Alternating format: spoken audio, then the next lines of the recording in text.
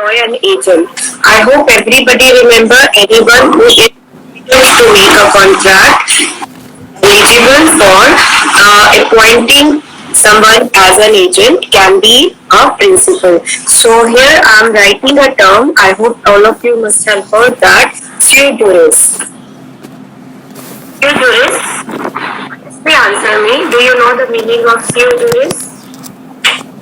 You may write down in chat box sui juris. What do you understand by sui juris? Sui juris. Unique in its sense. Unique in its sense. No. Ma'am, a major or somebody who Yes. can Yes. take like Yes. depending. Yes, a major who can enter into a contract. So I just want to tell you that under section 183, who may employ an agent, or in other terms, who can be the principal, anyone who is sui juris. Sui juris means major. Anyone who is sui juris, who is otherwise competent to make a contract, can appoint agent purpose whatsoever it is. Okay. I have told you in your last class, any person can appoint anyone as an agent subject to the competency. Means if I am otherwise competent to make a contract, I can hire anybody as an agent. But I want to connect it to your section 37 of your Indian Contract Act. Section 37, which is dealing with what? Which is dealing with the performance of contract. Dealing with the performance of contract, it is saying the parties to contract are bound to perform their contract. And at same time, you can find out the definition of section 37 of your Indian Contract. That performance of contract can be done by any person himself or by any other person on behalf of the party to contract, right? On behalf of the party to contract. I'm here giving you just a minute. I'm just opening the section 37. Yes. It is section 37 of your Indian Contract Act. It is in your chat box. The parties to contract must either perform or their respective promises unless such performance is dispensed with or excused with provision of that or any other law. So, see here. The parties to contract must either perform or offer to perform their respective promises unless such performance is dispensed with or excused with the provision. Right? At same time, you should see your section 38. Here, it is also important. What I am just trying to show you, there is one important provision that the performance of contract can be done by the party himself or any other agent on behalf of the party. So whether with having the idea of section 37, I just want to ask you one question. Whether for every kind of the act we can appoint agent. Listen carefully my statement and you can see it is a question. Whether for any kind of the act you can appoint an agent. Let me more simplify. All of you are major. All of you are of sound mind, right? You are otherwise sui juris. You are capable to be a principal, right? So, according to your section 183 of Indian Contract Act, you can appoint anyone your agent to act on your behalf, and the act of the agent will be considered to be act of you. Now answer me one question. Whether for your each and every act, are you legally allowed to appoint someone as an agent? Answer is no, ma'am. No. For example, you are here to give your LLB examination. Can you appoint somebody as your agent to give the paper on your behalf? Answer is no. Answer is quite simple, no. So here I just want to tell you the certain circumstances where even though you are major, where even though you are of sound mind, where even though you are capable to appoint somebody as your agent under section 183, but you cannot appoint someone agent following acts. First, where the act to perform is in personal in character, right? Your personal learning, your personal skill, or it is required by that particular law, that particular thing, that it should be performed by you personally.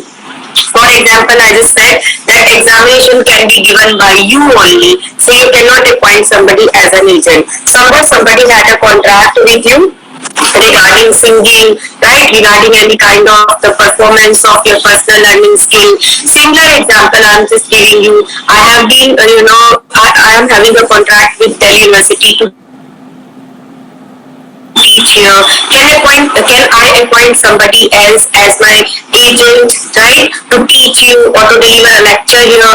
Answer is no, because the contract of service which I do have with the University of Delhi, that is requiring me to personally perform here. So any act which is required to be performed personally in character, for that agent can never be appointed. Second, where any act is to be performed and connected or related to the public office, for that act of the public office also you cannot appoint any agent.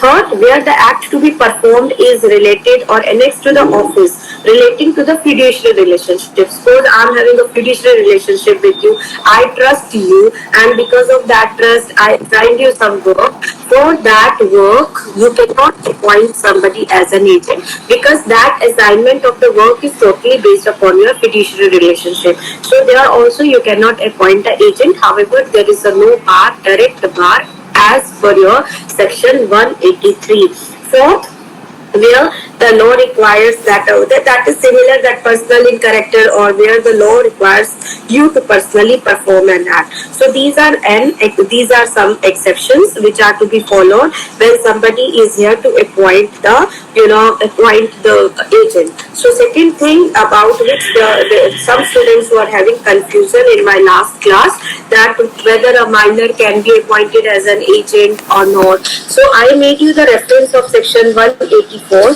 and there I have already told you that it is saying that it has been stated in your section 184 that any person may be appointed as an agent. Any person. So means even a minor can be appointed as an agent, even an unsound person can be appointed as an agent, but the problem is what the condition laid down by section 184 is what, that the minor or unsound person who have been appointed as an agent will never be responsible towards the principal. However, they will be able to make a valid legal relationship between the principal and the third party. But how far their liability towards the principal is concerned, there will be no responsibility. Right? Here, I just want to divide the capacity of a minor in this principal, agent, and third party situation. Okay, in this situation which is based upon the agency, there are three people involved, as I told you earlier also. One is principal, second is agent, third is third party. And as I told you in your last class as well, agent is someone who is a connecting factor between the principal and the third person. Principal and the third person. So actually, agent is not here to play no role. Agent is not playing any role in case of the contractual relationship which is going to be there in between the principal and the third person. Second, which is here, second role of the agent is here towards the principal. His responsibility towards the principal. So if you are going to appoint a minor as your agent, his minority will not affect the contract between the principal and the third person, but it will affect the second aspect, that there will be no responsibility between the principal and the minor. This is the whole situation which I wanted to explain you. After that 184 in your last class, I have talked about that where there is a consideration required. Before that, answer me whether more than one principal jointly can appoint an agent. Whether two people or more than two people jointly one single person, jointly can appoint one single person as their agent. Think about the situation. Is the question clear? Whether two or more people collectively appoint a person as their agent or not. Is that question clear or not? I'm asking you something, please reply. Yes, ma'am. Yes, answer is yes, he is here. They are asking him to collectively represent people, and he will be able to bind all of them. So there is no hurdle for that. Now I just want to recall your section 185. Please turn off your mic. Consideration not necessary. Consideration is not necessary to create an agency. For that I explained to you. It is an exception to your section 25 of Indian Contract Act. So please turn off your mic. Whose mic is on? It is causing disturbance. Okay, today we are going to take agent and servant difference. In your last class, I told you that there is a difference between agent and servant. And we have understood earlier. किसी का mic on है बच्चे, अपना mic off करो please. Somebody's mic is on. Thank you. Okay. Today we are going to take up first of all difference between certain relationships like agent and servant, agent and bailee, agent and buyer. This is important to understand the concept of agency. And first thing which I am going to take up, agent and servant. Who is agent? Agent is someone who is having representative authority, right? Representative character with a derivative authority. And when we talk about servant, servant is different from agent in the following manner, right? I'm going to give you 5 points for that. Before that, please see your chat box. I'm going to write down a citation. Lakshmi, I'm going to write down also, and I'm dictating you as well. Lakshmi Narayan. This is very important, and please mention always in your exam. Lakshmi Narayan, Gopal and Sons. Lakshmi Narayan, Gopal and Sons versus Hyderabad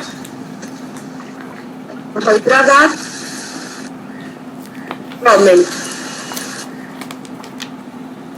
You can see in chat box Lakshmi Narayan, Ram Gopal and Sons versus Hyderabad government, and this is the judgment of 1957 Supreme Court. 1954 Supreme Court. Where I am giving you certain points one by one.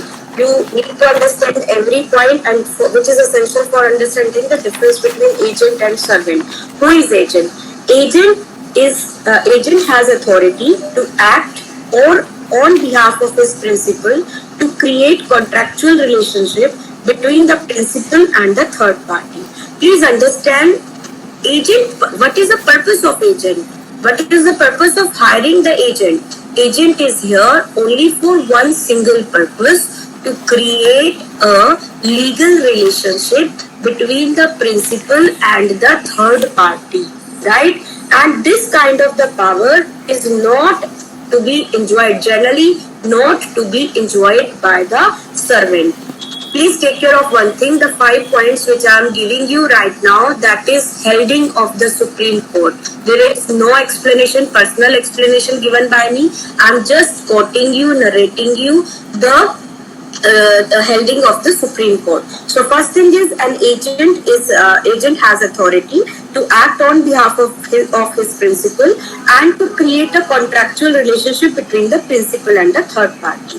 And generally this power is not with the servant. This is the first point. Second point is very important, about which we discussed in your last class also. Principal is what? Principal in case of agency, principal has right to direct the agent what has to be done, right? Principal can tell the agent what is to be done. But in case where there is servant, For servant, we will use the term master. Who will hire the servant? Master. And for purpose of agent, there will be a principal. In case of the master does not only have the right to tell what is to be done, he is also having the right to tell how it is to be done. So where we are having control over the act of another person, it will never be a relationship of an agent. When somebody will be considered to be agent, when he is having freedom, he is having discretion to for deciding in whatever way he wants to do, definitely within the limit, within the ambit of the authority given to him. But principal can just tell him that what is to be done, and master can tell his servant what is to be done and how it is to be done. This is the second thing, right? Third thing is what? That in case of the remuneration, servant will always be getting the salary and wages, and in case of agent, generally there will be what? There will be commission on basis of the work done for the principal. So in case of servant, there will be wages. In case of the servant, there will be salary. But in case of the agent, there will be the commission basis on the basis of the work done by the agent. Fourth thing which is important, master is liable for a wrongful act of a servant if it is committed in the course of the service of the employment. Right? You must have done in your law of torts that vicarious liability, where the master is liable for every wrongful act of a servant if it is committed in the course of the employment. Similarly, a principal is liable for the act of the agent within the scope of the authority. देखो difference है, पहला है course of the employment, उसको जो काम दिया गया है, whatever he did while doing that work in course of employment, if he does anything wrong under the tort, the master will always be liable for the act of his servant. But in case of principal and agent relationship and the liability half concerned in the Indian Contract Act, the liability will be for the act done out of the scope of the authority. Fifth, ma'am, sorry Yeah. to interrupt, but could you please go a little slow? It's missing out on points. I'm going to repeat it. Sorry.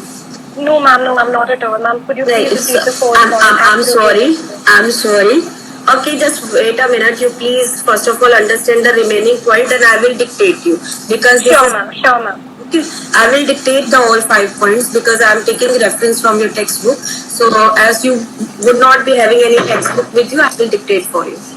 Yes, ma'am. Thank you so much, ma'am, for coming. Okay, the fifth point which is given by the Supreme Court, that is what generally the servant will be working only for the one master, but in case of the agent will work for several principal at same time. As I just told you that one single person can be appointed as an agent by two people, by more than two people. He will be having power to work for everyone. Now, as per request, and as per the need of the topic as well, because I want to give you a clear difference between the agency and the servant, an agent and the servant. I'm dictating you the 5 points. I hope everyone is comfortable with that. Should I dictate? What is the decision of the majority? Yes, ma'am. Should I dictate? Are you interested now? Okay, please keep writing. First of all, give the citation. As I told you, Lakshmi Narayan Ram Gopal and Sons versus Hyderabad government. This is a judgment of 1954. The main points of distinction,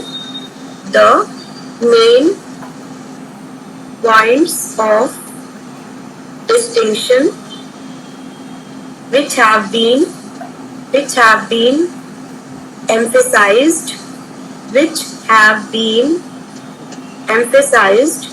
are as follows. First, an agent has the authority.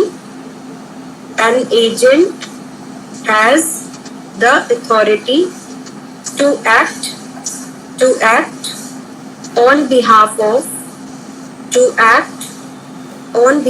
of his principal to act on behalf of his principal and to create contractual and to create contractual relations between the principal and the third party. This kind of power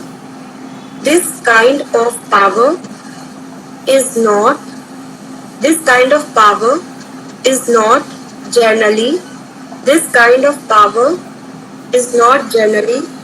enjoyed by a servant.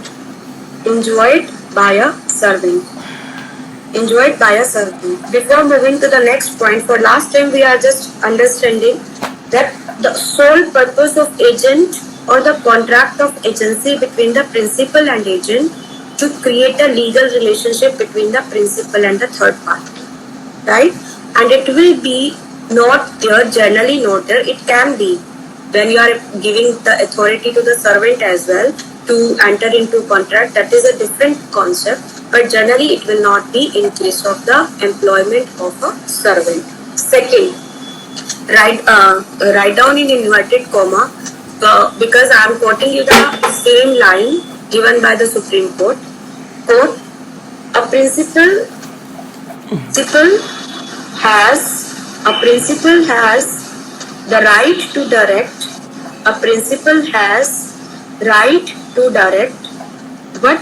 What the agent has to do. But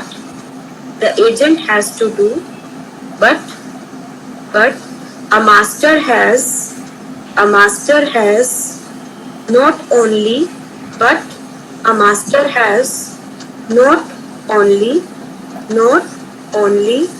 that right, but also the right to say how it is to be done. But also right to say how it is to be done. Unquote. Then make another quote. A servant acts under the direct control. A servant acts under the direct control and supervision of his master, and is bound to conform to all reasonable orders given to him in the course of work. But an agent. Could you repeat this sentence again, please? A servant acts under the direct control. A servant acts under the direct control and supervision of his master and is bound to conform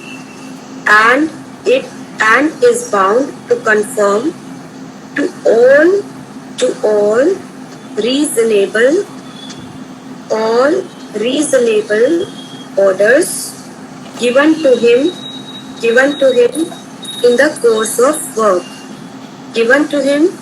in the course of work.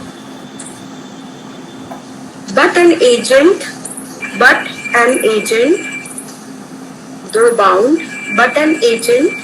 though bound to exercise his authority,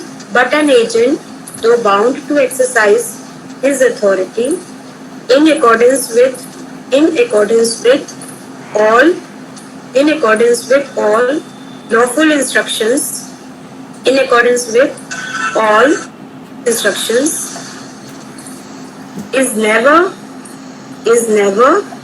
under the direct control, is never under the direct control or supervision of the principal, or supervision of the principal. Rest जो 3 points हैं, I hope I am giving you in a very summary way. You people may write down yourself. Third point is relating to remuneration. That in case of servant, it will be only salary and wages, and in case of agent, agent will receive the commission. Fourth, that master is liable for every act of the servant if it is in the course of work or if it is in the course of employment. But in case of the principal will be liable for agents wrong if it is within the scope of authority. Scope of authority, because agent is getting authority through the principal. So here is no course of employment, here is transfer of the authority. And whatsoever authority you are giving to the agent, he is expected to work in that authority only, within that scope of authority. But how to accomplish that work, how to create the legal relationship or achieve that motto to have the legal relationship between the principal and the third party, that mechanism, that way is to be decided by agent only. Fourth, generally in case of a master, there will be only one, in case of servant, there will be only one master, but in case of there can be more than one master. Right? More than one principal. So I think it is more than sufficient for the defense agent and the agent and the servant.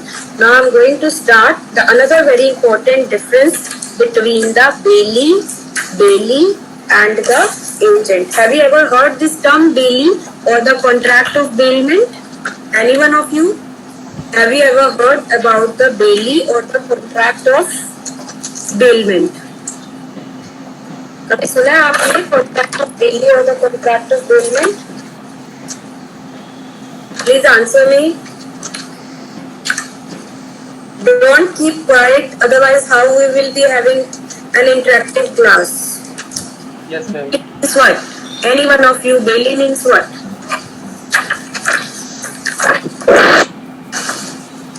Bailee means what? Any illustration? Ma'am, Yeah. ma'am, when somebody transfers their goods to somebody else without actually transferring ownership Okay. for Transfer. like custody for the time being to for products or something. Good, you are having an idea. I want to elaborate it, right? I'm just Ma'am. Follow. Ma'am, when someone sell our property to another for caring for the particular time. Right. Caring for particular time. Anybody else wants to add on something? Ma'am, giving the possession of the good for specific purpose. Yeah, this is what I was looking. Giving the possession of your good to someone for a particular period for accomplishment of a particular object or a purpose. For just an example, I'm giving to your daily life, routine life example. All of you must have given at least once in your life your clothes for dry clean, right? The dry cleaner, what is the role of the dry cleaner? What is the status or the position of the dry cleaner? What kind of the contract you used to have with the dry cleaner, right? What we used to do, we used to give our clothes to the dry cleaner, and that transfer of possession is for one particular purpose, to get our clothes dry cleaned, right? To get our clothes dry cleaned, and after that bailee, who is the dry cleaner, is not supposed to keep your property, keep your clothes with him. He is bound to return it to you. So this is what contract of bailment, right? In contract of bailment, what you used to do, you used to give your property possession to somebody else, and that transfer of the possession is for achieving or accomplishment of one particular purpose or object, and after the accomplishment of that purpose or the object, the bailee will be bound to return it to the bailor. This is what the contract of bailment. Now we will do the difference between the agent and the bailee. Let me tell you, an agent is different from the bailee in number of aspects. First is what? The relationship of the bailor and bailee subsists only as long as the bailee holds the good belonging to the bailor. Right? For how much period the bailee will keep the goods of the bailor, the relationship of the bailor and bailee will continue, will having this continuity only for that period. And it is not necessary in case of the agency relationship. I just want to tell you what is the purpose to connect the agent and the bailee here. In certain cases, we used to transfer our thing to the agent. कई बार ऐसे होता है, suppose you have hired the agent for selling some good, for selling some property. You have hired someone as your agent for purpose of selling any property, for purpose of selling any good to third person, right? Means you are the seller. Instead of selling it directly to the buyer, you hired someone as the agent for having a connection between you and the buyer. So in that situation, what will be the position of the agent? Whether he will turn to bailee? Answer is no. Answer is no, because the bailee relationship is only for the period through which the good is with the bailee. In some case, agent may be in possession of the principal property, and to that extent he may also be the bailee. But sometimes an ordinary bailee may become an agent when he is authorized to dispose of the bailor property according to the direction. So just let me conclude. Maybe you would be getting confused that what is the purpose of the bailee and agent. I just want to tell you one thing in a very summarized way. At times, it may appear to you that agent is acting as a bailee, but actually his position will remain as an agent only, even though the principal will transfer his property to the agent for further having a legal relationship with the third person, right? So this is not subject to the possession. Is this clear, or should I? Is this clear, or should I repeat it? Okay. Is it clear? Please answer me. Otherwise, I will repeat. Bailee का concept क्या है आपका? Who is bailee? No, ma'am, just repeat with some other example, maybe this concept of bailor and bailee. Your voice is not clear. And can you please repeat it? This bailor and bailee. Bailor and bailee concept. Should I repeat it? Yes, ma'am. Yes. Okay.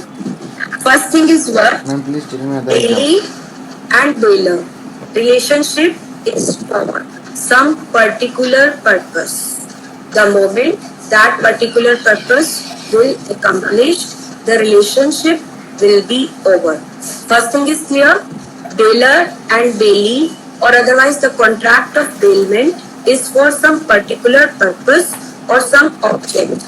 The moment that object will be completed, it will be what? It will be over, and the bailee will be bound to return his property back to the bailor. But in case of agent, where the principal has hired the agent, if it is for purpose of sale of any particular good, if it is for purpose of transfer of any property, then it may be possible the principal has given the possession to the agent. There, up to some extent, we may consider that agent will have duties and liabilities just similar to the bailee. Means, as a bailee is bound to take care of your good as his own good, similarly, the agent will be also bound to take care of your property as his own property. But the main difference between the bailment and the agency or the bailey and agency is what bailey का पूरा position over हो जाएगा जैसे ही वो purpose achieve हो जाएगा dry clean हो जाएगी तो his object is complete contract of bailment will be completed and this relationship of bailer and bailey will be over. But in case of the principal and agent, where you have given the possession of your property to the agent, for some time there will be the bailment relationship also along with the agency relationship. But after accomplishment of that object, your contract of agency will not be over. Right? There is a situation where there can be overlapping between the agency and the bailment. There can be a situation where an agent can be considered as an agent as well as a bailey. But the moment your act of the bailey will be over, will not resulted into the over of the contract of agency as well. Is this concept clear? Actually interlinked there is no difference एक minute I'm giving you in chat box. Can we take an example of video industry?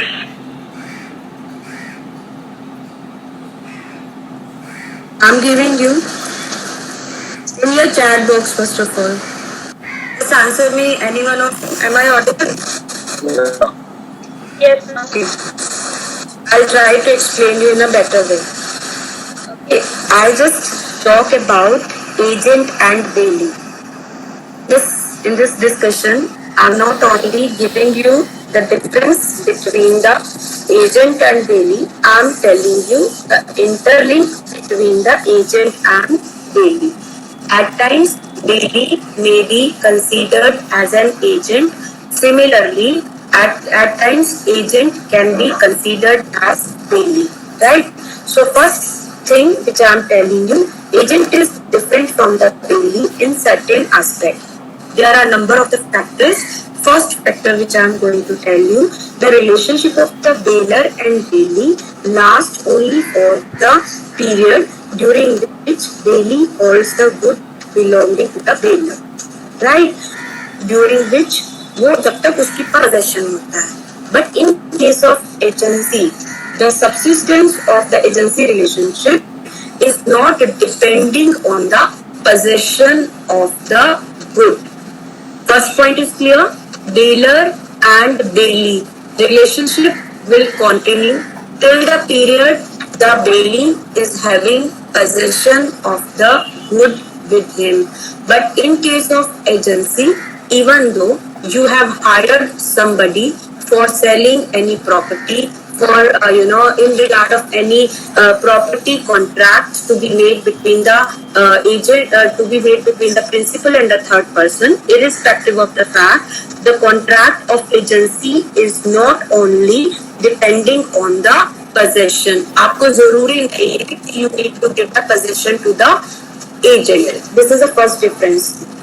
Sometimes an agent may be in possession of principal's property. To that extent, he may also be the bailey. अब इसको differentiate करके in very simple terms, अब इसको rather than I know I have already made it very complicated. Last time just try to understand. जहाँ पे आपने किसी को somewhere you have appointed any agent in regard of any property, right? Where somewhere you have hired someone as agent in regard of any property, right? Then whether the agent will be considered to be a bailey or not, it will be depending on the fact whether the agent is having possession of your property or not. I am giving you example. You people are asking for example. I am giving the example. Suppose I am the principal, you are the agent. I want to sell my house. Listen carefully. I am the principal, you are my agent. I want to sell my house and I want to sell my house to a person X.